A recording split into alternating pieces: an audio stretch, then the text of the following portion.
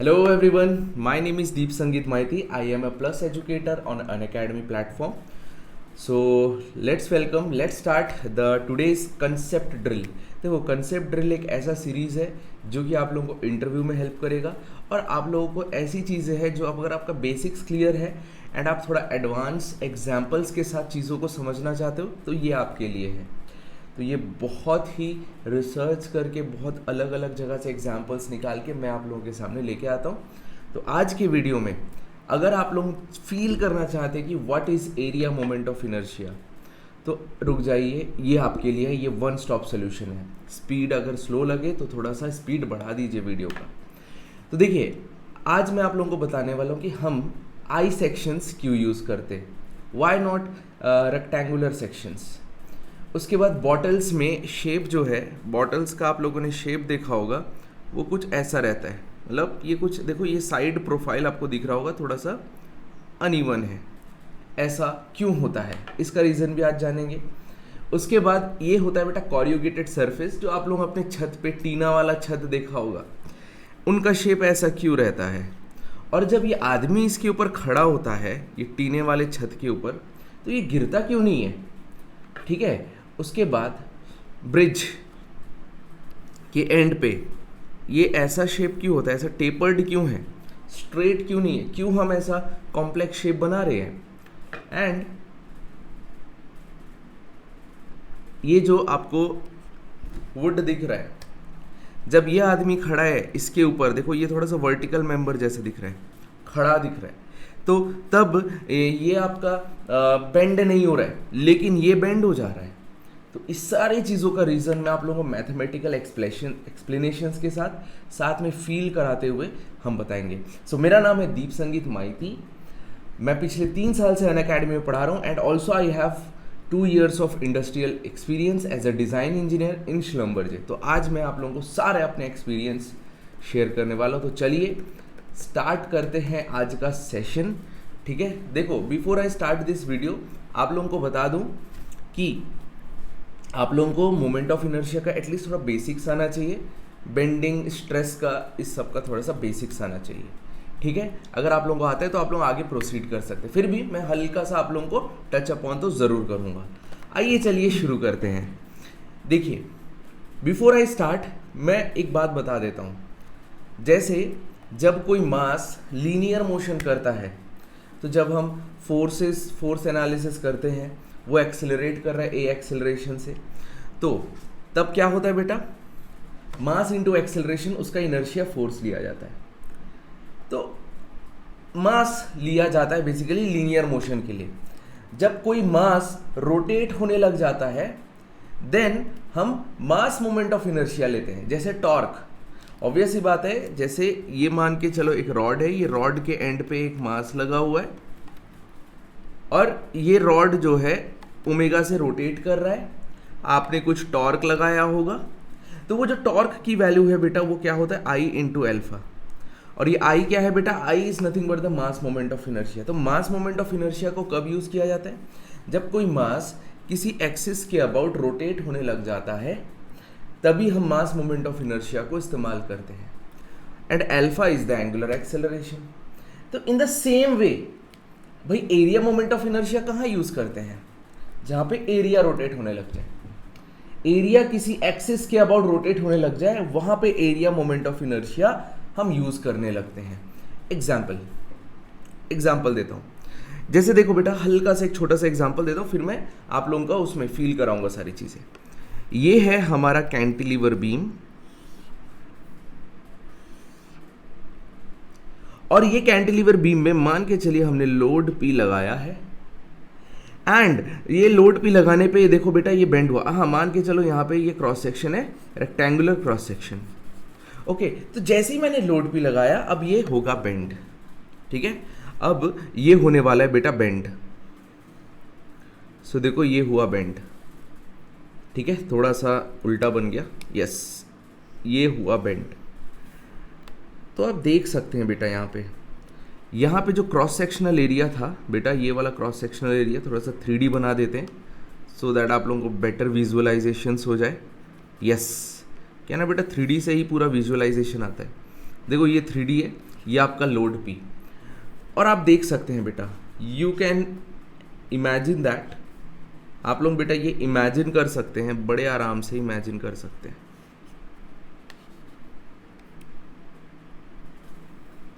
Yes बेटा, आप लोग अच्छे से इमेजिन करिए। आप देख सकते हो जैसे ही आपने ये लोड P लगाया, ये देखो किस तरीके से बेंड हो रहा है। तो आप देख सकते हो ये जो क्रॉस सेक्शन एरिया है, if you look at this cross section area, this area is getting rotated about some axis. And आप लोगों ने नोटिस किया होगा, हम बेटा एक न्यूट्रल एक्सिस डिफाइन करते हैं यहाँ पे। जब भी आप लोड P लगाते हो एंड बेंडिंग होती है तो बेंडिंग स्ट्रेस आता है, ठीक है। तो न्यूट्रल एक्सिस पे बेंडिंग स्ट्रेस 0 होता है, ये आप लोगों ने सुना होगा, आप लोगों ने पढ़ा होगा ये, इसके बारे में मैं ज़्यादा डेप्थ में नहीं जा रहा हूँ। तो हो क्या रहा है, ये आपने लोड P लगाया, लोड P लगाने से ये बीम पे बेंड आया और वो बेंड होने से इस पे बेंडिंग स्ट्रेस आया। तो बेंडिंग स्ट्रेस आया, ये बेंड हुआ, तो आप देख सकते हो ये जो एरिया है बेटा, ये जो फेस है, ये area got rotated about this neutral axis. ये जो एरिया है ना, ये रोटेट हो गया अबाउट द न्यूट्रल एक्सिस। ये न्यूट्रल एक्सिस के अबाउट ये एरिया जो है वो रोटेट हो चुका है, ठीक है। देखो बेटा, ये रहा न्यूट्रल एक्सिस। अगर ये एरिया हमारा रोटेट हो चुका है अबाउट द न्यूट्रल एक्सिस, तो यहाँ पे एरिया रोटेट हुआ ना, तभी तो हम बेंडिंग इक्वेशन जो लिखते हैं m/i is equals to sigma by y equals to E/r।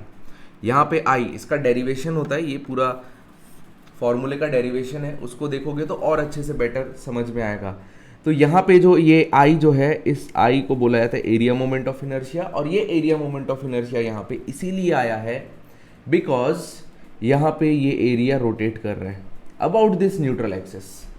जो एरिया है एक्चुअली ये पूरा, यहाँ पे भी एक क्रॉस सेक्शन एरिया होगा, वो वाला क्रॉस सेक्शन एरिया भी आपका कुछ ना कुछ रोटेशन करेगा, ये वाला क्रॉस सेक्शन एरिया भी कुछ ना कुछ रोटेशन करेगा, भले कम रोटेशन करेगा लेकिन करेगा। और ये जो क्रॉस सेक्शन एरिया जो एकदम फिक्स्ड है, वो तो जीरो रोटेशन करेगा, तो उसका मास है ना, वो एकदम जीरो रोटेशन करेगा। लेकिन एक बात मैं बता देता हूँ, यहाँ पे न्यूट्रल एक्सिस के अबाउट ये एरिया रोटेट कर रहा है, that's why area moment of inertia का कंसेप्ट आ रहा है, that's why we have used area moment of inertia here. और इसका डेरिवेशन से भी आप लोगों को पता चलेगा। अब आइए इसके थोड़ा और आगे बढ़ते हैं, ठीक है। तो देखिए, जनरली लोगों में ये डाउट रहता है, आप लोगों ने देखा होगा, हम बहुत सारी जगह पे चैनल सेक्शन यूज़ करते हैं। क्या यूज़ करते हैं बेटा? चैनल सेक्शन, ठीक है। हम चैनल सेक्शन क्यों यूज़ करते हैं? Channel in the sense I section, basically channel नहीं, I section, I channel, I section use किया जाता है। आप लोगों ने ये चीज़ नोटिस करी होगी, why we use I section. बल्कि देखो, आई सेक्शन को बनाने में थोड़ा सा डिफिकल्टी आती है। और यहाँ पे एक रेक्टेंगुलर सेक्शन, ठीक है। तो देखो, ये एक चैनल सेक्शन है और ये एक रेक्टेंगुलर सेक्शन है, ठीक है। तो हम यहाँ पे धीरे से ये समझेंगे, ठीक है। मान के चलो बेटा, ये 50 है और ये जो विड्थ है वो है 50 mm एंड ये जो हाइट है वो मान लो आपका 100 mm है, ये रेक्टेंगल का। तो इसका एरिया कितना हो जाएगा? इसको मान लेते हैं A2। Area will be 100 into 50, that is 5000 mm का स्क्वायर, ठीक है। अब इसका हम मान लेते हैं, ये मान लेते हैं बेटा 20, ये भी मान लेते हैं बेटा 20, ठीक है, 20 एंड इसका विड्थ भी मान लेते हैं बेटा 20, ठीक है। इसको मान लेते हैं बेटा 50, तो ये हो गया कितना? 2000, ठीक है। देखो, ये वाला एरिया हो गया बेटा 2000, 50 इंटू 20 2000। एंड उसके साथ साथ यहाँ पे ये 20 है, तो इसको हम ले लेते हैं बेटा 2000, हमको ये 1500 करना है। So just a second, no, ये 1000 है, तो इसको हम बेटा कर देते 100, ठीक है। ये भी बेटा है 100, यस। देख लीजिए बेटा, ये सारे mm में है, we no need to write it, लिखने की ज़रूरत नहीं, सारे के सारे mm में है। तो देख लीजिए, ये वाला एरिया मान लो 1 है, तो ये एरिया जो है, लेट्स से ये जो एरिया है, इस एरिया को हम A3 मान लेते हैं। A3 हो जाएगा 2000, ये A4 है, ये A4 हो जाएगा जो कि A3 के बराबर ही है, वो भी आपका कितना है बेटा, देखो 2000, और ये रहा बेटा आपका A5 which is nothing but 50 into 20 that is 1000। तो देख लीजिए टोटल एरिया, ठीक है, ए टोटल, ठीक है, टोटल एरिया, इसको हम ओवरऑल 1 मान लेते हैं, A1, ए टोटल हो जाएगा A3 plus A4 plus A5, ये भी आ रहा है बेटा 5000 mm², चेक कर लीजिए। तो A1 का वैल्यू भी 5000 एरिया है, A2 का वैल्यू ये भी 5000 है, मतलब रेक्टेंगल का भी एरिया 5000 है, आई सेक्शन जो है उसका भी एरिया है आपका 5000। बट डेफिनेटली एक इंजीनियर से पूछोगे तो डेफिनेटली वो बोलेगा मैं अगर बेंडिंग के लिए यूज कर रहा हूं, है ना, मैं बीम्स यूज कर रहा हूं, ऐसा स्ट्रक्चर है या ऐसा बीम है जो जिसमें बेंडिंग होने वाली है, बेंडिंग स्ट्रेस आने वाला है, so I am going to use this I section. What is the reason कि मैं ये आई सेक्शन यूज करूंगा, नॉट दिस रेक्टेंगल। ये आई सेक्शन बनाने में मैन्युफैक्चरिंग कॉस्ट बहुत हाई रहता है, फिर भी हम इसी को ही यूज करते हैं, बिकॉज रीजन बीइंग, देखो बेटा ध्यान से देखो, यहाँ पे एरिया 5000 है, यहाँ पे भी एरिया 5000 है, दोनों को एरिया जो है 5000 है, मटेरियल सेम यूज हुआ है, लेकिन वी आर यूजिंग दिस। आइए इसको हम मैथमेटिकल एक्सप्रेशन से समझते हैं, ठीक है। देखिए बेटा ध्यान से, अगर मैं आई सेक्शन की बात करूं, आई सेक्शन का हम एरिया मोमेंट ऑफ इनर्शिया निकालेंगे, ठीक है, क्या निकालेंगे बेटा, area moment of inertia, I section के लिए एरिया मोमेंट ऑफ इनर्शिया, ठीक है। तो बेटा ये रेक्टेंगल को अभी मैं रब कर रहा हूँ, यहाँ पे अभी मैं कैलकुलेशन करने वाला हूँ, सो आई नीड सम स्पेस, थोड़ा सा पेशेंस रखिए बेटा, हैव सम पेशेंस। यस, देखिए बेटा ध्यान से, यहाँ पे हमको एरिया मोमेंट ऑफ इनर्शिया निकालना है अबाउट दिस न्यूट्रल एक्सिस। बेटा ये रहा न्यूट्रल एक्सिस, और ये जो न्यूट्रल एक्सिस है ये बेटा कितना है बेटा 25, ठीक है, ये 25 है, एंड ये हो जाएगा आपका 45 टोटल, देख लीजिए दिस इज 45। तो area moment of inertia about the neutral axis, ये न्यूट्रल एक्सिस के अबाउट हमको area moment of inertia calculate करना है। तो ये बेटा हो जाएगा I3 plus I4 plus I5, मतलब तीनों एरिया का सम करना पड़ेगा, तीनों एरिया का सम करना पड़ेगा। एंड टू बी प्रिसाइज अगर मैं बोलूँ I3 एंड I4 ये सेम होगा, तो यहाँ पे आप 2I3 प्लस I5 लिख सकते हैं। तो आइए बेटा सबसे पहले I3 निकालते हैं। I3 का वैल्यू बेटा पैरेलल एक्सिस थ्योरम से निकालना पड़ेगा, मैं इस पे ज़्यादा कैलकुलेशन नहीं कर रहा हूँ, बिकॉज मुझे पता है आप लोग ये कैलकुलेट कर चुके होंगे, you know that very well. तो देखो I3 निकालने के लिए तो 1/12, ठीक है, आप सभी को पता होना चाहिए बेटा, अगर ये रेक्टेंगल है और ये रेक्टेंगल का न्यूट्रल एक्सिस है, और मुझे रेक्टेंगल के न्यूट्रल एक्सिस के about area moment of inertia calculate करना है। ये मान लो बेटा विड्थ b है और ये आपका h है, तो होता है 1/12 b इंटू एच का क्यूब, जब ये इसके ये वाला एक्सिस के अबाउट कैलकुलेट करूंगा तो यहाँ पे हो जाएगा बेटा 1/12, ठीक है, 1/12 b कितना है 100, ठीक है, ये देखो 20 है, 20 का क्यूब I3 का वैल्यू। लेकिन बेटा ये तो इसके न्यूट्रल एक्सिस से है, हमको तो ये वाले न्यूट्रल एक्सिस के अबाउट निकालना है, तो ये न्यूट्रल एक्सिस और ये वाले न्यूट्रल एक्सिस के बीच में पैरेलल एक्सिस थ्योरम लगा देंगे। तो एरिया है बेटा 100 into 20 into what is the distance बेटा, इन दोनों के बीच का डिस्टेंस हो जाएगा 35 का स्क्वायर। तो सिंपल है, बहुत सिंपल है। तो use calculator and calculate the value. देखो कितना आ रहा है, जल्दी जल्दी जल्दी जल्दी फटाफट, 1 सेकेंड। आप लोग भी बेटा एक बार कैलकुलेशन कर लीजिए, है ना, या फिर आप इस पार्ट को स्किप कर सकते हो। यस, अगर आप सिर्फ अंडरस्टैंडिंग के लिए आए हो, but I am using calculator. Yes, तो देखो ये आ रहा है 2516666, ठीक है, mm⁴, ठीक है। I5 निकाल लेते हैं। I5 का जो न्यूट्रल एक्सिस है, देखो ये रहा I5, ये वाला 5 है, 5 का न्यूट्रल एक्सिस एंड पूरे होल सिस्टम का न्यूट्रल एक्सिस कोइंसाइड कर रहा है, ठीक है। यस, तो यहाँ पे क्या हो जाएगा 1/12, ठीक है, इस बार विड्थ हो जाएगा 20 और हाइट कितना है बेटा, हाइट इज 50 का क्यूब। तो यहाँ पे देखो कितना हो जाएगा, ये 20 डिवाइडेड बाई 12 इंटू 50 का क्यूब। तो ये हो जाएगा आपका 208333.33। तो आई अबाउट न्यूट्रल एक्सिस कितना हो जाएगा 2 into I three plus I five, that is 2 into 251 6666 plus 208 333.33। Yes,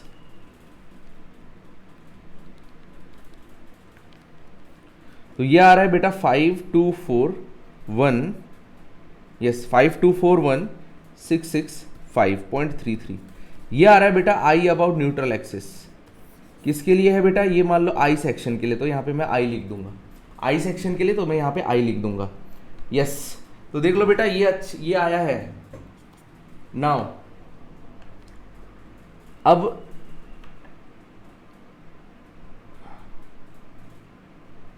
yes, अब निकालते हैं बेटा रेक्टेंगल का।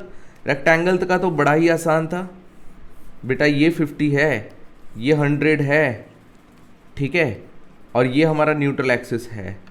तो ये हो जाएगा बेटा आई जो है 1/12, ठीक है, विड्थ बी, सॉरी उल्टा लिख दिया, ये 100 है, ये 50 है, 1/12 बी इंटू 100 का क्यूब।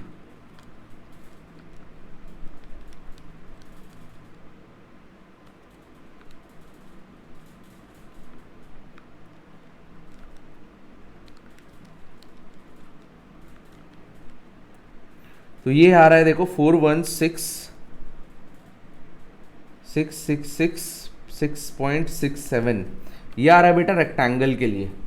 तो आप देख सकते हो I of I is greater than I of rectangle. आप बड़े आराम से देखिए, आई जो है फॉर द आई सेक्शन वो ग्रेटर है किसके? रेक्टेंगल से ग्रेटर है, ठीक है। चलिए अब मैं एक काम करता हूँ, यहाँ पे अगर मैं सिग्मा, ठीक है, देखो बेंडिंग इक्वेशन लगाता हूँ, m by I is equals to sigma by y, ठीक है, m by I is equals to sigma by y, m by I is equals to sigma by Y.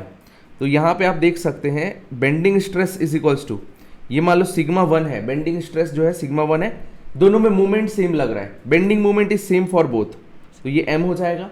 यहाँ पे i का वैल्यू कितना है? i का वैल्यू है 524, ठीक है, ध्यान से देखो, यहाँ पे i का वैल्यू देखो कितना है बेटा 524,166, ठीक है, और y का वैल्यू कितना है? y मतलब न्यूट्रल एक्सिस से लेकर ये एक्सट्रीम फाइबर में ही सबसे ज़्यादा बेंडिंग स्ट्रेस आएगा जो कि 45 होगा।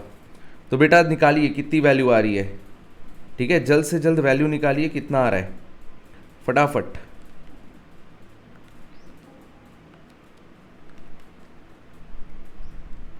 पूरा फील करा देंगे बेटा आप लोगों को, देखो यस।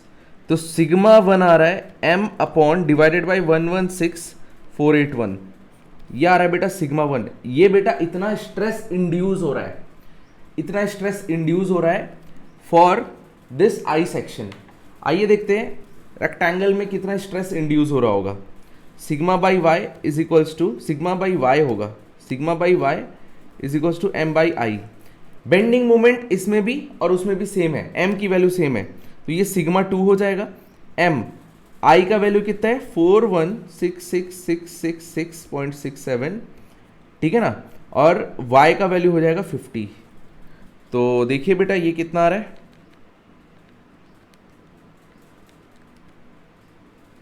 ये आ रहा है sigma 2 is equals to 8333.33 m।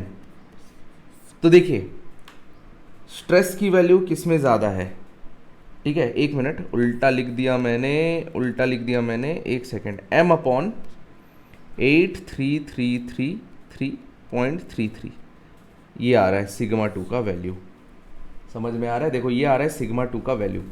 चलो सिग्मा 1 एंड सिग्मा 2 को कंपेयर करते हैं। सिग्मा 1 का वैल्यू है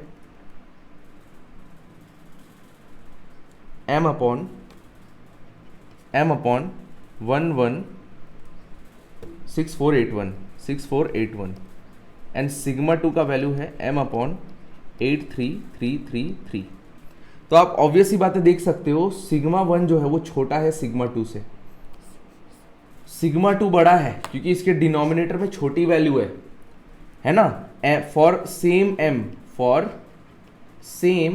m अगर दोनों में बेंडिंग मोमेंट सेम है, मान लो दोनों कैंटिलीवर बीम के लिए किया गया है, cantilever beam at a point load free and पे है, तो आप देख सकते हो सिग्मा 2 का जो वैल्यू है वो आपका सिग्मा 1 की वैल्यू से बड़ी आ रही है। इसका मतलब पता है क्या है? इसका मतलब ये समझो, जो बेंडिंग स्ट्रेस है वो किस में ज़्यादा आ रहा है? रेक्टेंगुलर सेक्शन में। मतलब रेक्टेंगुलर सेक्शन सबसे पहले फेल होगा। रेक्टेंगुलर सेक्शन जो है ना सबसे पहले फेल होने वाला है, क्योंकि उसमें ज़्यादा से ज़्यादा स्ट्रेस इंड्यूस हो रहा है, और जितना ज़्यादा स्ट्रेस इंड्यूस होगा वो उतना ही जल्दी फेल होगा। तो ये जल्दी से जल्दी फेल हो जाएगा, विच इज़ नॉट गुड। सो इसीलिए बेटा आई सेक्शन में जो स्ट्रेस इंड्यूस होता है ना वो बहुत ही कम होता है, वो बहुत ही कम होता है। एंड हमारा जो लिमिटिंग स्ट्रेस होता है, लिमिटिंग स्ट्रेस मतलब अल्टीमेट स्ट्रेस है ना, यील्ड स्ट्रेस, यहां तक पहुंचने में बहुत टाइम लग जाता है। ठीक है, वहां तक पहुंचने में बहुत टाइम लग जाता है, किसमें? आई सेक्शन में। That's why we prefer I section over rectangular section. ये एक वन ऑफ द फीलिंग हो गया। आई होप आप लोगों को ये एग्जाम्पल से समझ में आया। तो याद रखना, क्योंकि आई सेक्शन का एरिया मोमेंट ऑफ इनर्शिया ज़्यादा होता है, एरिया मोमेंट ऑफ इनर्शिया ज़्यादा होता है, दैट्स वाई आई सेक्शन को प्रेफर किया जाता है इन बेंडिंग। और आप लोगों को एक और बात बता दूं बेटा, हमने बेसिकली ये आई बाई वाई का वैल्यू निकाला है, और जिसको हम बोलते हैं जेड। आई बाई वाई होता है जेड, और जेड का मतलब होता है polar section modulus. Polar section modulus नहीं, सेक्शन मॉड्यूलस। यहाँ पे पोलार नहीं होगा, पोलार हम टॉर्शन में यूज़ करते हैं। ये बेटा सेक्शन मॉड्यूलस है। ये जो आपको जेड दिख रहा है, ये जेड जो है इसको बोला जाता है सेक्शन मॉड्यूलस। क्या बोलते हैं बेटा? Section modulus. तो ये जो वैल्यू है ना बेटा, ये सेक्शन मॉड्यूलस की ही वैल्यू है। ठीक है, देखो ये जो वैल्यू है ये सेक्शन मॉड्यूलस की वैल्यू है। Z1 है, मान लो ये Z2 है, तो आप देख सकते हो Z1 जो है वो Z2 से बड़ा है। और आप ये ना एकदम एरिया की तरह रिसेंबल करता है। जैसे अगर एक्सियल स्ट्रेस आ रहा है तो P अपॉन एरिया ऐसा होता है। आप सभी को पता है जिसका एरिया ज़्यादा उसमें स्ट्रेस की वैल्यू कम होगी, जिसका एरिया ज़्यादा होगा उसका स्ट्रेस की वैल्यू कम होगा, है ना। स्ट्रेस का वैल्यू कम होगा, स्ट्रेस का वैल्यू कम होगा और वो ज़्यादा सेफ रहेगा। तो ये जो Z है ना बेटा, ये Z ये एकदम एरिया जैसे ही काम करता है, ये एकदम एरिया से रिसेंबल करता हुआ है। ये ना एकदम एरिया से, देखो एक्सियल लोड रहता है तो P अपॉन एरिया, ठीक है। बेंडिंग स्ट्रेस रहता है तो P बाई P नहीं, यहाँ पे M आ जाएगा ना, बेंडिंग मोमेंट बाई Z। तो देखो ये दोनों एक दूसरे से रिसेंबल कर रहे हैं और ये दोनों एक दूसरे से रिसेंबल कर रहे हैं। P की जगह पे M, A की जगह पे Z। तो Z की वैल्यू जितना ज़्यादा, स्ट्रेस की वैल्यू उतना ही कम, और स्ट्रेस की वैल्यू जितना कम होगी, जितना इंड्यूस होगा, इंड्यूस जो है इंड्यूस्ड स्ट्रेस जितना कम होगा उतना ही ज़्यादा सेफ रहेगा और उतना ही टाइम लगेगा आपका अल्टीमेट स्ट्रेस तक पहुंचने में। दैट्स वाई Z की वैल्यू जिसकी ज़्यादा होगी, सेक्शन मॉड्यूलस की वैल्यू जिसकी ज़्यादा होगी, उसका जो ये है स्ट्रेस रिड्यूस उसमें कम होगा, वो ज़्यादा सेफ रहेगा। That's why we prefer I section. तो Z जो है आई सेक्शन का ज़्यादा होता है। आइए चलिए इसको कुछ और अच्छे से समझते हैं। बेटा यहाँ पे आप लोगों ने तो ये बॉटल को तो देखा ही होगा, ठीक है। यस, अगर आप लोग को कुछ डाउट है regarding the previous example, definitely you can ask me. आप बिल्कुल पूछ सकते हैं, कहाँ पे? कमेंट बॉक्स में। आइए इसको समझते हैं। ये बॉटल के शेप को ऐसा क्यों रखा जाता है? Why not straight? आपने ये भी देखा होगा कुछ कुछ बॉटल्स में स्ट्रेट भी रहते हैं, but they are not properly designed actually, ठीक है। बॉटल अगर ऐसा रहे तो ज़्यादा अच्छा रहेगा। आइए चलिए इसको हम समझते हैं। आइए चलिए इसको समझते हैं। एक और रीज़न मैं बता देता हूँ। जब आप कोई पहाड़ी रीजन में जाओगे, या फिर हाँ ये बोलना चाहिए, यस, कोई ऐसा कोल्ड रीजन में जाओगे, कोल्ड रीजन की बात कर रहा हूँ, वहाँ पे आप लोग देखोगे जो बॉटल्स है जनरली ये यूज़ किया जाता है। और जो नॉर्मल एरिया रहता है जहाँ पे कोई पहाड़ वहाड़ पे ज़्यादा फ्लक्चुएशन ऑफ टेम्परेचर नहीं रहता, नॉर्मली एरिया है, वहाँ पे अगर हम स्ट्रेट बॉटल भी यूज़ करते, मतलब बॉटल विथ स्ट्रेट पाथ ऐसा, तो भी चल जाता है। ऐसा रीज़न क्या है? आइए बेटा इसके बारे में समझते हैं, ठीक है। ध्यान दीजिएगा, इसके बारे में प्रॉपर तरीके से समझेंगे। देखो बेटा होता क्या है, ठीक है, होता क्या है ना, ध्यान देना। अगर हम बॉटल्स की बात करें, ठीक है, देखो क्या होता है, मान लो आप कोई एक चिल्ड एक बॉटल ले लिए, ठीक है, ये मान के चलो बेटा हमारा बॉटल है, बेटा ध्यान से समझना, मैं पूरा डायग्राम के साथ मस्त समझाऊंगा। यस, देखिए क्या होता है ना, जैसे मैं एक कोल्ड ड्रिंक का बॉटल ले लेता हूं, ठीक है, ये ऊपर से ऐसा पैक है, सील्ड है। अब देखिए होगा क्या, इसके अंदर मान लो पानी रखी हुई है पूरी, इसके अंदर चिल्ड वाटर रखा हुआ है, ठीक है, इसके अंदर चिल्ड वाटर रखा हुआ है, या चलो एक कोल्ड ड्रिंक रखा हुआ है, कोल्ड ड्रिंक। अब कोल्ड ड्रिंक में क्या होता है बेटा, कंप्रेस्ड गैसेस होते हैं। क्या होते हैं बेटा, कंप्रेस्ड गैसेस। तो होता क्या है, कंप्रेस्ड गैसेस होते हैं, ठीक है, कंप्रेस्ड गैसेस। तो होता क्या है, इसका अंदर का प्रेशर हाई होता है और बाहर का एटमॉस्फेरिक प्रेशर अगर लो हो गया, देखो जब हम इस बॉटल को बनाते हैं, इस बॉटल में जब कोल्ड ड्रिंक भरा जाता है, ठीक है, मान के चलो ये बॉटल के अंदर कोल्ड ड्रिंक भरते हैं हम, ठीक है, तो आप लोगों ने जब भी बॉटल खोला होगा, ठीक है, उसके बाद तो फिस करके आवाज़ आता है, फिस करके। वो क्यों आता है पता है, क्योंकि ये जो हाई प्रेशराइज्ड गैस है वो बाहर जाने की कोशिश करता है। आ रही है बात समझ में, गैस जो है बाहर जाने की कोशिश करता है, इसलिए वो फिस करके आवाज़ आता है। आइए इसको और डिटेल में समझते हैं। तो ये बॉटल देखिए बेटा, ये बॉटल का सबसे पहले तो ये शेप ऐसा क्यों रखा जाता है, why the shape is like that, why not straight. तो एक्चुअली होती क्या है, मान के चलो बेटा आप नॉर्मल रीजन पे हो, अभी फ़िलहाल पे नॉर्मल रीजन पे हो, तो बाहर का एटमॉस्फेरिक प्रेशर और अंदर का जो प्रेशर है वो ऑलमोस्ट सेम होता है। समझ में आ रहा है बेटा, बाहर का एटमॉस्फेरिक प्रेशर और अंदर का प्रेशर, चलो अगर सेम नहीं भी हुआ, बट ये जो है ना, मतलब ऑलमोस्ट एक दूसरे को बैलेंस करता हुआ रहता है। तो मतलब मैं ये बोलना चाह रहा हूँ, अगर मैं इसका एलिमेंट बनाऊँ इसका, तो देखो वाटर का प्रेशर रहेगा इधर से, ठीक है ना, देखो ये वाले का एलिमेंट मैंने यहाँ पर बनाया है, तो देखो वाटर का ऐसा प्रेशर रहेगा और साथ में ये ये वाटर का प्रेशर है और ये बाहर से एटमॉस्फेरिक प्रेशर आ रहा है। तो ऑब्वियस ही बात है, दोनों एक दूसरे को बैलेंस कर रहे होंगे, दोनों एक दूसरे को बैलेंस कर रहे होंगे, तभी ये मूव नहीं हो रहा है। लेकिन जब आप पहाड़ के ऊपर जाते हो बेटा, पहाड़ के ऊपर जाते हो, तो पहाड़ के ऊपर जैसे जैसे जाते रहते हो, तो आप ये पी एटमॉस्फेयर देखोगे थोड़ा सा कम होते जाता है, क्योंकि ऊपर जैसे जैसे जाते जाओगे एटमॉस्फेरिक एयर कम होता है, एयर प्रेशर कम होता है, एयर प्रेशर कम होता है, तो एटमॉस्फेरिक प्रेशर भी कम होता है एज यू मूव अप।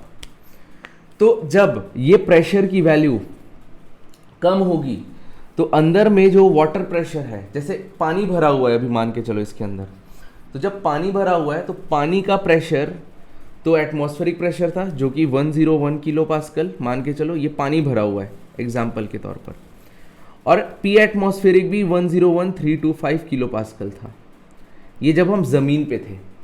लेकिन जैसे ही हम पहाड़ के ऊपर गए, पानी का प्रेशर जो है, वाटर प्रेशर जो है, वो तो 101.325 हुआ, लेकिन एटमॉस्फेरिक प्रेशर वो थोड़ा सा कम हो गया। जैसे ही आप पहाड़ के ऊपर गए, ये बेटा पहाड़ के ऊपर गए हो आप, मान के चलो ये सब पहाड़ है, ठीक है, तो वो मान के चलो बेटा 98 किलो पास्कल हो गया, 98 किलो पास्कल, जस्ट एग्जाम्पल के तौर पर। तो आप देख सकते हो ये वाला प्रेशर ज़्यादा है, ये वाला प्रेशर जो है कम है, तो इसके कारण क्या होगा, ये जो प्रेशर है 101.325 किलो पास्कल, ये जो है इस पर्टिकुलर इसको बाहर की तरफ धक्का देगा, किधर, बाहर की तरफ धक्का देगा। तो होगा क्या पता है, होगा क्या पता है, ये जो यहाँ से और यहाँ से ये तो फिक्स्ड है, ठीक है, तो ये जो है ना बेटा थोड़ा सा ऐसा बल्कियर दिखेगा आपको, बॉटल ना थोड़ा सा ऐसा फुला हुआ दिखेगा, फुला हुआ दिखेगा।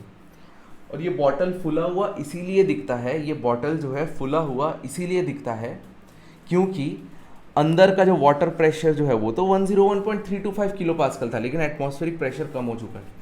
तो बॉटल जो है आपको देखो थोड़ा सा ऐसा होता हुआ दिखेगा, हालांकि आप लोगों ने कभी नोटिस नहीं किया होगा, बट आपको बॉटल जो है कुछ ऐसा दिखेगा। यस,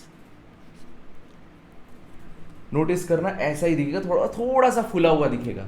एंड जैसे ही हम बॉटल को ओपन करते हैं, जैसे ही हम इस बॉटल को ओपन करें, तो अंदर का वाटर प्रेशर 101.325 किलो पास्कल है, जो कि 98 किलो पास्कल से ज़्यादा है।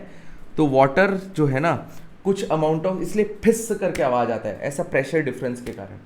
आप इवन वाटर बॉटल को भी ओपन करोगे ना तो भी फिस करके आवाज़ आएगा, लेकिन वाटर बॉटल को कहाँ जाके ओपन करना है, आपने खरीदा जमीन पे, नॉर्मल अपने घर पे खरीदा, एंड आप उस बॉटल को, सील्ड पैक बॉटल को लेके जा रहे हो पहाड़ के ऊपर, पहाड़ के ऊपर जाके खोल रहे हो, नीचे नहीं खोले, पहाड़ के ऊपर जाके खोले, तब आपको ये फिस करके आवाज आएगा। तो एक्चुअली होता क्या है, ऑब्वियस ही बात है, जब ये वाटर जो है, ये जो प्रेशर डिफरेंस के कारण, ये 101.325 और ये 98, ये दोनों के प्रेशर डिफरेंस के कारण ऑब्वियस ही बात है, देखो ये हल्का सा बेंडिंग जैसा हो रहा है, तो इसको ना हाई अमाउंट ऑफ स्ट्रेंथ होना चाहिए इसके पास, हाई अमाउंट ऑफ स्ट्रेंथ होना चाहिए ये बॉटल के पास, सो दैट वो इसको बियर कर सके। तो देखो काइंड ऑफ ये बेंडिंग जैसा ही हो रहा है बेटा, काइंड ऑफ देखो ये बेंडिंग जैसा ही हो रहा है। तो एक्चुअली ऐसा शेप इसीलिए बनाया जाता है ताकि हम इसकी स्ट्रेंथ को बढ़ा दें। स्ट्रेंथ बढ़ाने का मतलब उसका जो पावर है वो उसमें वो बहुत स्ट्रांग बन जाए।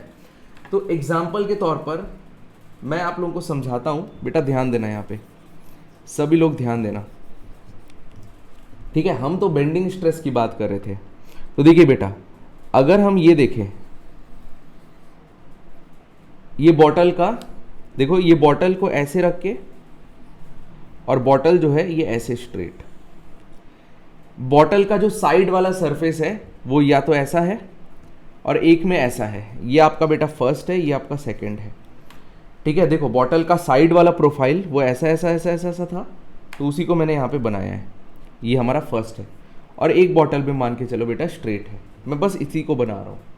तो अगर आप नोटिस करेंगे, मान के चलो बेटा ये हमारा न्यूट्रल एक्सिस है, रेड पेन से दिखाता हूँ मैं, सपोज बेटा this is the neutral axis, अगर ये हमारा न्यूट्रल एक्सिस है, तो ये जो न्यूट्रल एक्सिस होगा बेटा, ये जो न्यूट्रल एक्सिस है, ये पर्टिकुलर न्यूट्रल एक्सिस है ना, ये जो हमारा न्यूट्रल एक्सिस है, ये न्यूट्रल एक्सिस के अबाउट इसका एरिया मोमेंट ऑफ इनर्शिया जो है वो ज़्यादा हो जाएगा। समझ पा रहे हो आप लोग? ध्यान से देखेंगे, इसका जो एरिया मोमेंट ऑफ इनर्शिया है मान लो I1, एंड बेटा ये देखो ये इसका न्यूट्रल एक्सिस है, ये लाइन खुद ही अपना न्यूट्रल एक्सिस होगा। तो मान के चलो बेटा ये बहुत ही एक थिन सा थिकनेस है, ये एक रेक्टेंगल की तरह मानते हैं, इस लाइन को एक रेक्टेंगल की तरह मानते हैं जिसका थिकनेस है T, एंड यहाँ से लेकर यहाँ तक हाइट है मान लो H। तो ये अगर न्यूट्रल एक्सिस है, देखो ये वाला अगर न्यूट्रल एक्सिस है, if this is the neutral axis, तो I2 कितना हो जाएगा अबाउट द न्यूट्रल एक्सिस, हो जाएगा 1/12,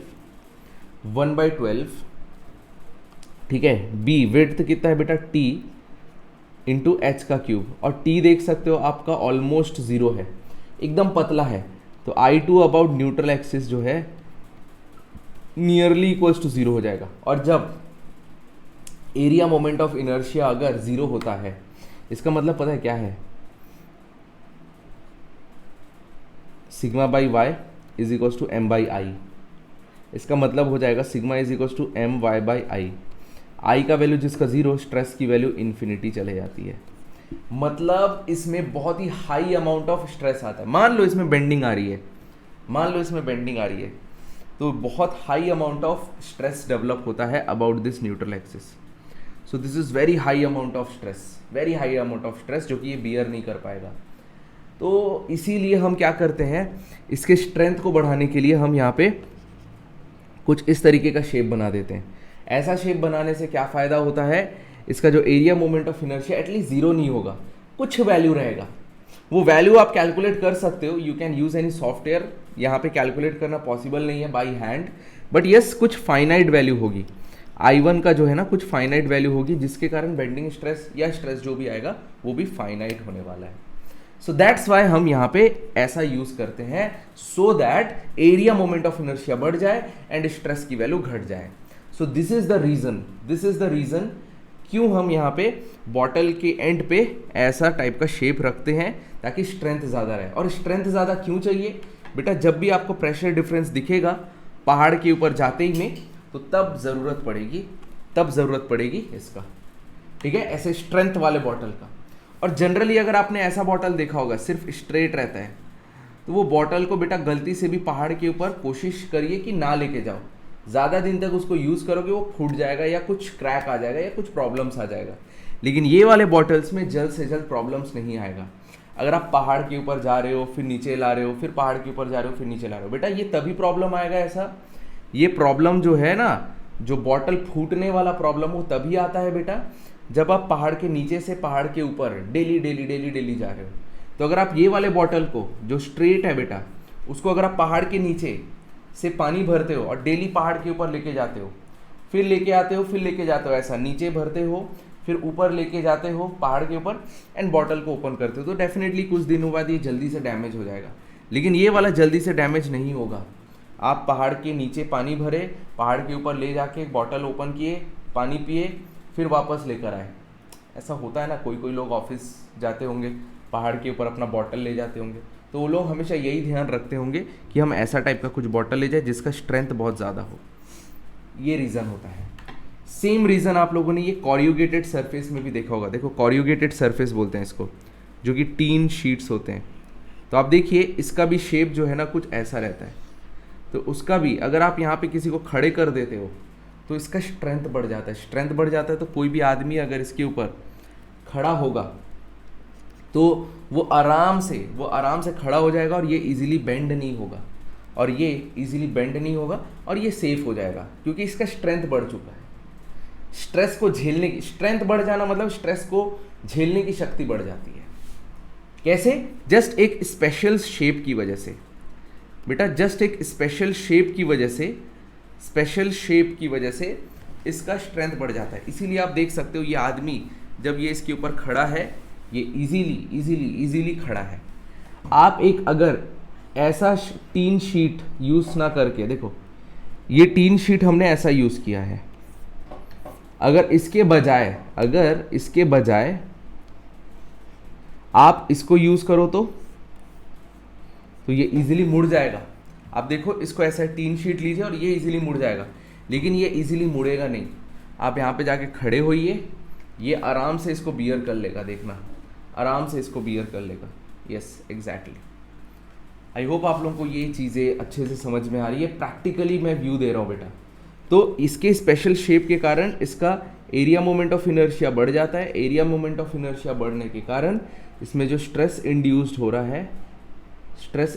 है वो बेटा कम हो जा रहा है। ठीक है, और सेम यहाँ पर भी, ये बॉटल में भी ऐसा ही होता है। ठीक है, तो मतलब आज के बाद बेटा मान के चलो आप ऊटी में हो, ठीक है, आप मान के चलो पहाड़ के नीचे आप रहते हो लेकिन काम करते हो पहाड़ के ऊपर, तो आपको कौन सा बॉटल लेना है? ऐसा वाला बॉटल लेना है, क्योंकि आप बेटा पानी तो भरोगे पहाड़ के नीचे, लेकिन पहाड़ में जाके आप पानी को पियोगे, है ना, पानी को पियोगे, तो वहाँ पे हमको इस तरीके का बॉटल की ज़रूरत पड़ेगी। समझ में आ रहा है? जहाँ पे इसका स्ट्रेंथ ज़्यादा हो, ताकि प्रेशर डिफरेंस, क्योंकि जब आपने पानी भरा नीचे तो पानी का जो प्रेशर था 101.325 किलो पास्कल था, लेकिन जैसे जैसे पहाड़ के ऊपर जाते गए, पहाड़ के ऊपर प्रेशर बन गया 98 किलो पास्कल का। तो ये पानी का प्रेशर है 101 एंड एटमॉस्फेरिक प्रेशर 98। ये प्रेशर डिफरेंस के कारण ये फेल हो सकता है, तो इसके ऊपर प्रेशर आएगा, प्रेशर डिफरेंस के कारण इसके ऊपर कुछ ना कुछ स्ट्रेस इंड्यूस होगा।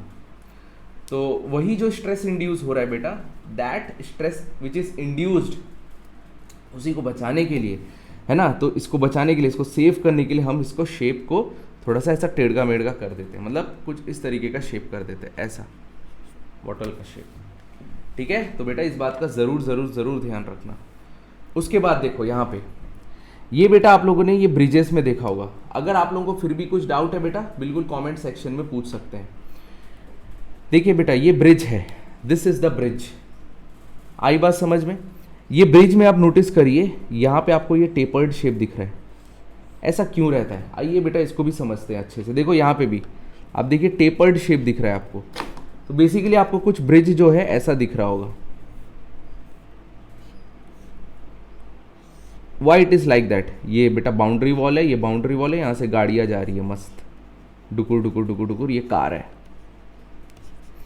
तो बेटा ऐसा क्यों रहता है कि यहाँ का क्रॉस सेक्शन ज़्यादा, यहाँ का क्रॉस सेक्शन A2, तो A1 is greater then A2। Why it is like that? क्यों ऐसा है बताइए, क्यों ऐसा है? Why it is like that? देखो बेटा क्या होता है ना, अगर मैं कैंटिलीवर बीम की बात करता हूँ बेटा, कैंटिलीवर बीम की बात करता हूँ, कैंटिलीवर बीम है मान के चलो, ये यहाँ पे मैंने लोड पी लगाया है एंड इसका जो एरिया है बेटा थ्रू आउट कॉन्स्टेंट है, ठीक है। ये मान लो बेटा रेक्टेंगुलर शेप का एरिया है, तो यहाँ पे भी एरिया यही सेम है, ये वाले क्रॉस सेक्शन का भी एरिया यही है, ये वाले क्रॉस सेक्शन का भी एरिया ये सेम है। तो देखिए बेटा m by I is equals to sigma by y होता है। आ रही है बात समझ में? तो आप देख सकते हो स्ट्रेस की वैल्यू क्या होगा, एम वाई बाई आई। तो आप देखिए अगर आप यहाँ पे नोटिस करोगे, अगर मैं ये कैंटिलीवर बीम के लिए बेंडिंग मोमेंट डायग्राम बनाऊंगा तो बेटा वो कुछ ऐसा बनेगा।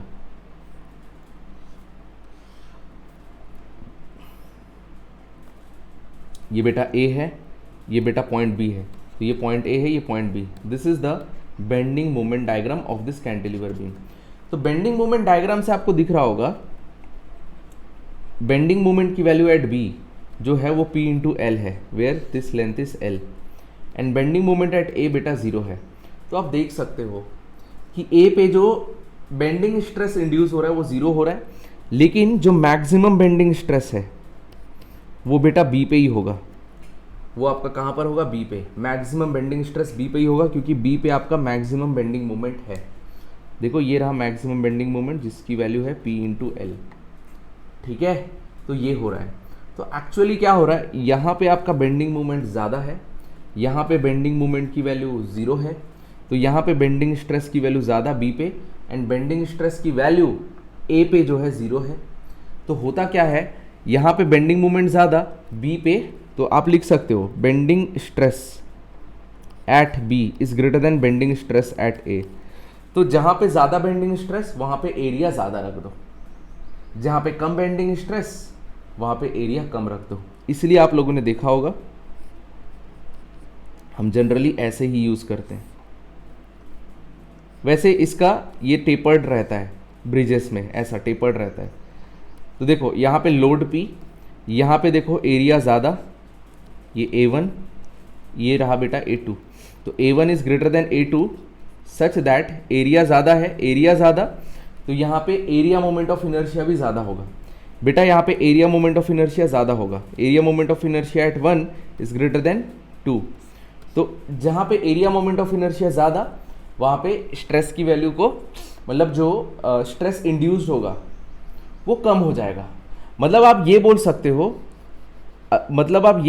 बेटा ध्यान से सुनना, यहाँ पे स्ट्रेस मतलब स्ट्रेस को यूनिफॉर्म रखने के लिए, ठीक है, जो स्ट्रेस इंड्यूस हो रहा है उसको यूनिफॉर्म रखने के लिए यहाँ पे हर जगह पे स्ट्रेस की वैल्यू यूनिफॉर्म रखने के लिए, पूरे सेक्शन में यूनिफॉर्म रखने के लिए बेसिकली हम टेपर्ड सेक्शन का मतलब टेपर्ड यूज़ करते हैं, है ना। लेंथ जो है सबसे कम एरिया यहाँ पे और सबसे ज़्यादा एरिया यहाँ पर, ताकि यूनिफॉर्म स्ट्रेस बना रहे। बेटा यूनिफॉर्म स्ट्रेस बेसिकली ऐसा स्ट्रेट भी नहीं होता, वो बेटा थोड़ा सा कर्व रहता है, वो पैराबोलिक शेप का आता है। वो डेरिवेशन मैं यहाँ पे नहीं कर रहा हूँ, ठीक है, रादर मैं आप लोगों को ये समझा रहा हूँ, ठीक है। चीज़ों को समझो बेटा अच्छे से। यस, तो ये आप सभी को अच्छे से क्रिस्टल क्लियर हो गया है, ठीक है। तो एक और एग्जांपल समझाता हूँ। देखो यहाँ पे देखो, जैसे एक छोटा सा नन्हा सा मुन्ना सा एग्जांपल ले लेते हैं। आइए बेटा, ये बेटा पॉइंट ए है, ये बेटा पॉइंट बी है, ये बेटा हमारा कैंटिलीवर बीम है, यहाँ पे लोड P। तो हम सभी को पता है MB जो है बेंडिंग मोमेंट एट B जो है A से ज़्यादा होगा। तो देखो sigma by y is equals to M by I बात समझ में? अब देखिए हो क्या रहा है, यहाँ पे M divided MY by I, तो sigma is equals to M divided by Z where Z is equals to I by y. और Z क्या होता है बेटा, Z is nothing but the section modulus. आई बात समझ में, सेक्शन मॉड्यूलस।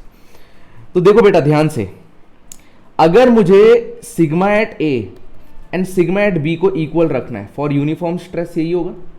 अगर आप यूनिफॉर्म स्ट्रेस रखना चाहते हो A से लेकर B तक का uniform stress, A and B पे अगर आप सेम स्ट्रेस रखना चाहते हो, तो अगर यूनिफॉर्म स्ट्रेंथ है बेटा, तो यूनिफॉर्म स्ट्रेंथ है अगर मान लो थ्रू आउट, हालांकि उसका शेप ऐसा नहीं होगा, ऐसा कुछ पैराबोला होगा, but I am drawing straight edge of now. मैं ये एज्यूम करता हूँ बेटा कि ए पे जो स्ट्रेस है कोई सेम स्ट्रेस बी पे होना चाहिए, या ए पे नहीं लेते, चलो कोई और पार्ट ले लेते हैं, चलो यहाँ पे सी पार्ट ले लेते हैं, वो ज़्यादा अच्छा रहेगा क्योंकि ए पे ज़ीरो हो जा रहा है ना, तो स्ट्रेस की वैल्यू ज़ीरो हो जा रही है।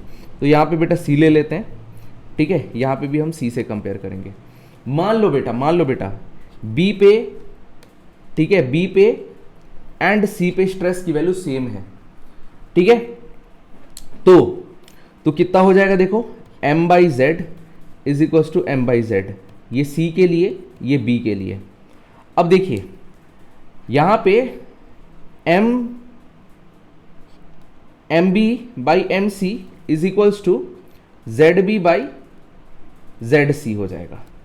तो यहां से देखो M B by M C is greater than 1, तो M B by M C की जगह पे मैं Z B by Z C रख सकता हूं विच इज ग्रेटर देन 1, तो आप लिख सकते हो Z B is greater than Z C. तो यहां से प्रूफ होता है, अगर आप चाहते हो कि बी एंड सी पे सेम स्ट्रेस इंड्यूस होए बी एंड सी पे, तो आपको जेड बी जो है सी से ज्यादा रखना पड़ेगा, मतलब यहां पे सेक्शन मॉड्यूलस ज्यादा रखना पड़ेगा, यहां पे सेक्शन मॉड्यूलस कम रखना पड़ेगा। सेक्शन मॉड्यूलस यहां पे ज्यादा मतलब एरिया मोमेंट ऑफ इनर्शिया ज्यादा, एरिया मोमेंट ऑफ इनर्शिया ज्यादा मतलब वहां पे एरिया थोड़ा ज्यादा रखना पड़ेगा, ऐसा है। और यूनिफॉर्म स्ट्रेस आप क्यों चाहते हो, क्योंकि बेटा अगर यहां पे कुछ और स्ट्रेस हुआ बी पे और सी पे कुछ और स्ट्रेस हुआ तो फेल होने के जल्दी चांसेस होंगे, तो इसलिए हम चाहते हैं कि सेम स्ट्रेस रहे बी एंड सी पे या उसके बीच में। आई होप आप लोगों को क्रिस्टल क्लियर हुआ।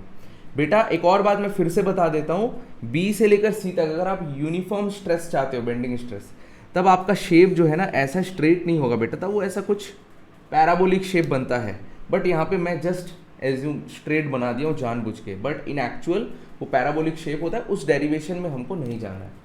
आ रही है बात समझ में? सो दैट्स वाई हम ये जो ब्रिजेस है बेटा ऐसे ही कर दिया जाता है। तो ये ब्रिजेस में कैसा रहता है बेटा, अगर मैं सिर्फ ये वाले पार्ट का डायग्राम बनाऊँ बेटा तो ये कुछ ऐसा होगा। देखो यहाँ पे यूडीएल लोड है और यहाँ पे एक मान के चलो ज़्यादा से ज़्यादा पॉइंट लोड होगा और यहाँ पे एक यूडीएल लोड। ये यूडीएल लोड किसका बेटा, इसके ऊपर का जो वेट है, जो भी रोड बना होगा ये रोड का यूडीएल वेट, और यहाँ पे एक बाउंड्री लगी होगी वॉल, ताकि आदमी नीचे ना गिर जाए गाड़ी चलाते चलाते, उसका पॉइंट लोड। तो आप देख सकते हो यहाँ पे, यहाँ से ये फिक्स्ड है, देखो ये यहाँ से फिक्स्ड है, तो ये एक कैंटिलीवर बीम की तरह हुआ जिसमें यूडीएल आ रहा है एंड लोड भी आ रहा है। तो इसीलिए यहाँ पे देखो ज़्यादा से ज़्यादा स्ट्रेस डेवलप होगा, इसलिए यहाँ पे ज़्यादा वो बना दो। तो इसी तरीके से हम मटेरियल्स को बचाते हैं, मटेरियल कॉस्ट सेविंग करते हैं। And in the similar way अगर आपने यहाँ पे देखा होगा, यहाँ पे देखो, यहाँ पे आप नोटिस कर सकते हैं, ठीक है, ये वाले एग्जाम्पल पे आप नोटिस करिए, जब आदमी यहाँ पर खड़ा है तो ये कुछ इस तरीके से है बेटा, ये कुछ इस तरीके से है, ये फर्स्ट वाला केस की बात कर रहा हूँ। तो ये एग्जाम्पल कुछ इस तरीके से है, इसको साइड से देखोगे तो इसका जो न्यूट्रल एक्सिस ये हो जाएगा बेटा, यहाँ पे पॉइंट, यहाँ पे भी एक वर्टिकली अपवर्ड में रिएक्शन, और यहाँ पे आपका वेट W, ठीक है। मान लो ये सेंटर पे खड़ा है, ठीक है, तो आप देख सकते हो ये लोड W की वजह से यहाँ पे W/2 रिएक्शन आएगा, यहाँ पे भी W/2 रिएक्शन आएगा। और अगर आप बेंडिंग स्ट्रेस निकालते हो, या फिर आप ये निकाल लो, ये मान लो बेटा B है, या इसको हम H मान लेते हैं बेटा, ठीक है, इसको हम H मान लेते हैं और ये मान लेते हैं बेटा B। तो यहाँ पे H is greater then B है, तो यहाँ पे जब मैं बेंडिंग इक्वेशन लिखूंगा M/I is equal to sigma by Y, तो M/I का वैल्यू कितना है बेटा, I का वैल्यू हो जाएगा 1/12, देखो ये B इंटू H का cube is equal to sigma Y, ठीक है। तो यहाँ से आप देख लीजिए I1 कितना हो जाएगा 1/12 B इंटू H का क्यूब। तो इसका एरिया मोमेंट ऑफ इनर्शिया कुछ इतना आ रहा है, ये मान लेते हैं बेटा सिग्मा 1। नेक्स्ट पेज में सिग्मा 2 के लिए कैलकुलेशन करते हैं। अब हमारा हो गया ये सेकंड केस, जिसमें देखो यहाँ पे पॉइंट लोड W/2 यहाँ पे आपका लोड W। आ रही है बात समझ में? एंड इस बार जो क्रॉस सेक्शन है बेटा वो कुछ इस तरीके का है, this is the cross section. तो इसको मान लेते हैं बेटा, इस बार ये मेरा विड्थ है, ये हाइट H बन गया, और यहाँ पे B का वैल्यू H से बड़ा हो गया, और ये बेटा न्यूट्रल एक्सिस है। तो इसके लिए जब मैं आई अबाउट न्यूट्रल एक्सिस निकालूंगा, दैट इज I2, वो हो जाएगा 1/12 B इंटू एच का क्यूब, ठीक है, B इंटू एच का क्यूब। तो यहाँ पे आप देख सकते हो H की वैल्यू छोटी है एंड B का वैल्यू ज़्यादा है, तो ऑब्वियस ही बात है I1 की वैल्यू ना I2 से बड़ी हो जाएगी, मतलब ये I1 देखना ज़्यादा होगा और ये I2 की वैल्यू कम होगी। कोई भी एक वैल्यू रख दो ना, B का वैल्यू 100 और इसका वैल्यू 10। यहाँ पे भी देखो ये B का वैल्यू 10 और इसका वैल्यू 100, तो आपको यहाँ पे देखो I1 का वैल्यू क्या मिलेगा, 1/12 B इज 10 H 100 का क्यूब, ठीक है, और यहाँ पे निकालोगे तो 1/12, ठीक है, 100 इंटू 10 का क्यूब, देख लीजिए, ठीक है। तो आप देख लीजिए ये I2 जो है छोटा होगा क्योंकि यहाँ पे बेटा सिर्फ 10 का क्यूब है और I1 में देखो 100 का क्यूब है, तो I1 जो है 1/12 10 इंटू 100 का क्यूब और यहाँ पे 1/12 100 इंटू 10 का क्यूब। तो यहाँ से आप देख सकते हो ये वाली वैल्यू बड़ी हो जाएगी, जिसका एरिया मोमेंट ऑफ इनर्शिया ज़्यादा, उसमें स्ट्रेस की वैल्यू कम इंड्यूस होगा। स्ट्रेस की वैल्यू कम इंड्यूस होगा तो वो जल्दी बेंड मुड़ेगा नहीं। देखो तभी आप देखो सेकेंड वाले पार्ट पे I2 है और इसका वाला I1 है, I1 का वैल्यू ग्रेटर देन I2, तो इसमें स्ट्रेस इंड्यूस ज़्यादा होगा क्योंकि देखो sigma by y is equal to M by I. I का वैल्यू जिसका कम, स्ट्रेस उसमें ज़्यादा होगा। आई का वैल्यू जिसका रिड्यूस होगा, स्ट्रेस की वैल्यू उसका ज़्यादा होगा, क्योंकि आई एंड सिग्मा दोनों इन्वर्सली प्रोपोर्शनल है। या फिर आप ऐसे भी बोल सकते हो sigma is equal to M by Z. Z का वैल्यू जिसका कम, स्ट्रेस की वैल्यू उसमें ज़्यादा। तो देखो ये Z2 है, ये बेटा Z1 है। आप लोग देख सकते हो Z1 जो है Z2 से बड़ा होगा। हाँ बेटा I वाला Y वाला फैक्टर भी रहता है, ठीक है, क्योंकि Z जो है I बाई वाई होता है। I की वजह से कभी कभी चेंजेस दिखते हैं, तो बट जनरली उतना नहीं दिखता। तो यहाँ पे आपका Z1 जो है ज़्यादा है Z2 से, तो इसमें स्ट्रेस इंड्यूस जो है वो आपका कम होगा और सिग्मा 2 जो है ज़्यादा होगा। तो सिग्मा 1 आपका लेस हो जाएगा, सिग्मा 2 ज़्यादा हो जाएगा। तो सिग्मा 2 ज़्यादा, बेंडिंग स्ट्रेस एट 2 आपका ज़्यादा हो जाएगा, जिसके कारण आप देख सकते हो ये फेल होने वाला है, ये मुड़ चुका है, देख रहे हो ये पूरा का पूरा मुड़ चुका है, बेंड हो चुका है और ये जस्ट फेल होने वाला है सेकेंड वाला पार्ट। और सेम एग्जाम्पल आप स्केल ले लो, स्केल को आप, ठीक है, जैसे मान लो बेटा ये स्केल है, स्केल को मैं ऐसे मोड़ूंगा, देखो इजीली मुड़ जाएगा, लेकिन ऐसे मोड़ूंगा ना नहीं मुड़ेगा, क्योंकि ऐसे में एरिया मोमेंट ऑफ इनर्शिया ज़्यादा आया है। आप जब इसको ऐसे मोड़ रहे हो तो ऐसे बेंड हो रहा है, इस तरीके से बेंड हो रहा है, ये हमारा न्यूट्रल एक्सिस हो जाता है, तो एरिया मोमेंट ऑफ इनर्शिया ज़्यादा हो जाता है। लेकिन जब मैं ऐसे मोड़ता हूँ तो तब ये न्यूट्रल एक्सिस हो जाता है और एरिया मोमेंट ऑफ इनर्शिया कम हो जाता है। एरिया मोमेंट ऑफ इनर्शिया कम तो स्ट्रेस की वैल्यू ज़्यादा, इसलिए ये इजीली मुड़ जाएगा, बेंड हो जाएगा, टूट जाएगा। आई होप आप सभी को ये क्रिस्टल क्लियर हुआ। किसी को अगर कुछ भी डाउट हो बिल्कुल कमेंट बॉक्स पे पूछिए। बेटा दिस इज माय कोड, है ना, ये पूरा पूरा पूरा पूरा फील किया। इसी तरीके से आप स्ट्रेंथ ऑफ मटेरियल फील करना चाहते हो, मैं जुलाई से स्टार्ट कर रहा हूँ स्ट्रेंथ ऑफ मटेरियल का full detail course on plus, and also machine design भी स्टार्ट करूँगा जिस पे मैं एक्सपर्टाइज हूँ। Tom, strength of material, machine design, engineering mechanics and industrial engineering, ये 5 सब्जेक्ट्स मैं पढ़ाता हूँ, धुआंधार से पढ़ाता हूँ, बहुत अच्छे से पढ़ाता हूँ। तो ज़रूर आके ज्वाइन करिए बेटा अनअकैडमी प्लस मेरा कोड यूज़ करके, DSMYT कोड यूज़ करिए और अनअकैडमी प्लस पे आइए। एंड ये मेरा बेटा टेलीग्राम चैनल है मैकेनिकल इंजीनियरिंग बाय दीप संगीत, ये टेलीग्राम चैनल को जाके ज्वाइन करिए। डेली 10 बजे वहाँ पे बहुत अच्छे अच्छे क्वेश्चंस अपलोड होते हैं, तो क्वेश्चंस अपलोड करते हैं 10 बजे सुबह, आप लोग उसको अटेम्प्ट करिए एंड एवरी संडे मैं उस क्वेश्चंस का सोल्यूशन भी देता हूँ। ठीक है बेटा, यस, आई होप आप लोगों को ये कंसेप्ट ड्रिल जो है बहुत अच्छा लगा। ये सीरीज़ को हम पूरा कंटिन्यू करेंगे, ठीक है, यस। तो लाइक बटन ज़रूर प्रेस करना एंड बेल आइकन ज़रूर दबाना बेटा। Thank you.